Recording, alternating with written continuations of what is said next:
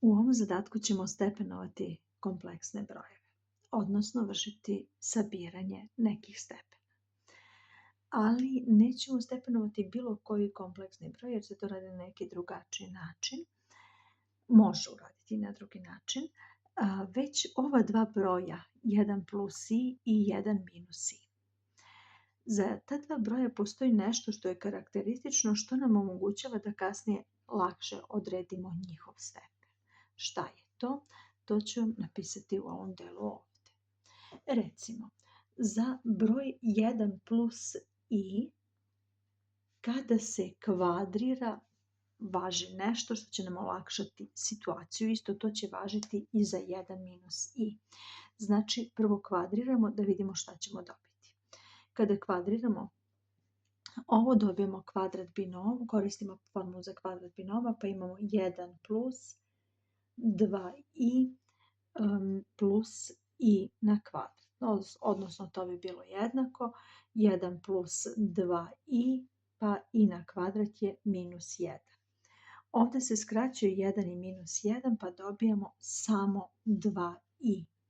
Vidite, kod ovog broja, znači 1 plus i, kada kvadriramo, nestaje taj realni deo, ostaje samo imaginarni.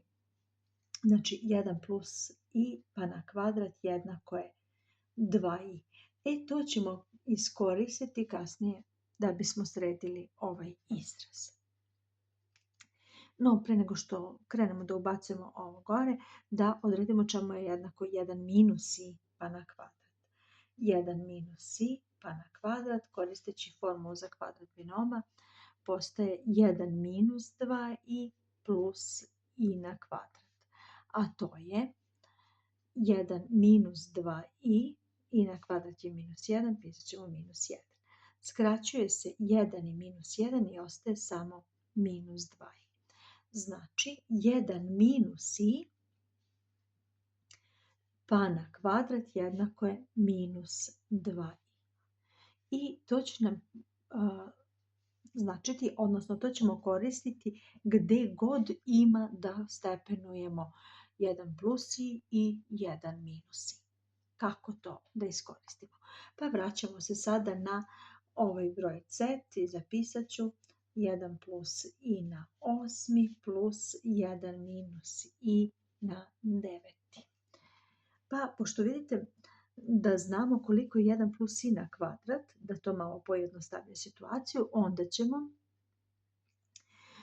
umjesto 1 plus i na 8 napisati 1 plus i na kvadrat, pa sve to na četvrti stepen.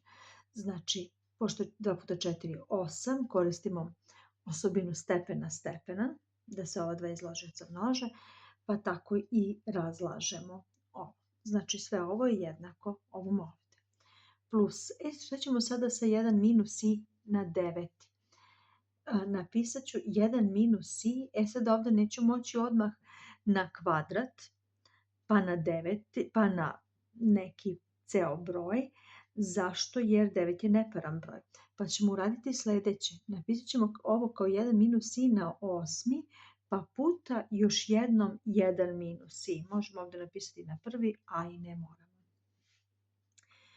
Za početak ću prepisati ovo da bismo posle paralelno pretvarali. Znači, prepisujem 1 plus i pa na kvadrat, u zagradi pa na četvrti, plus. Isto tako sada pretvaram ovo 1 minus i na 8 u 1 minus i na kvadrat pa na četvrti i prepisujem ovo 1 minus i zbog neparnog stepena što je bilo. Čemu je sada ovo dalje jednako? Sada koristimo ovo iznad što smo do ove zaključke do kojeg smo došli. Umjesto 1 plus i na kvadrat pisat ću 2i u zagradi na četvrti plus, imamo dalje, opet 1 minus i na kvadrat, umjesto 1 minus i pišem minus 2i u zagradi pa na četvrti i puta prepisujem ovo 1 minus i. Ovo je dalje jednako Idemo, pošto je množenje, stepenujemo svaki deo, 2 na četvrti puta i na četvrti, plus, ovdje će biti minus 2 na četvrti, umjesto ovoga, puta i na četvrti, umjesto ovoga. I puta u zagradi 1 minus i. To je jednako, 2 na četvrti ostavit ću tako kao 2 na četvrti, i na četvrti, pošto je 4 deljivo sa 4, i na četvrti je jednako 1. Možete vidjeti prvi snimak u ovoj playlisti koja se odnosi na kompleksne brojeve. Tu postoji objašnjenje kako je i na četvrti jednako 1, mada evo i ovdje ću napisati i na četvrti je i na kvadrat pa na kvadrat, pošto je i na kvadrat jednako minus 1 pa na kvadrat i to će biti zato 1.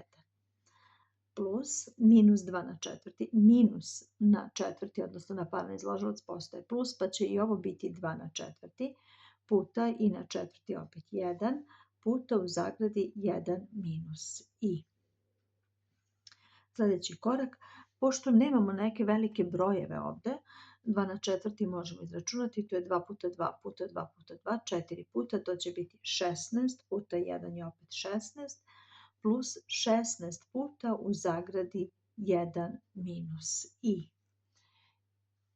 I sada ovo je jednako, 16 plus broj 16 množi svaki član u zagradi, 16 puta 1 je 16 i 16 puta minus i je minus 16 i.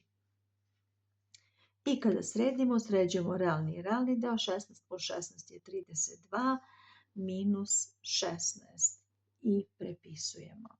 I dobili smo taj broj c. Traži se još šta, da odredimo njegov realni i imaginarni deo.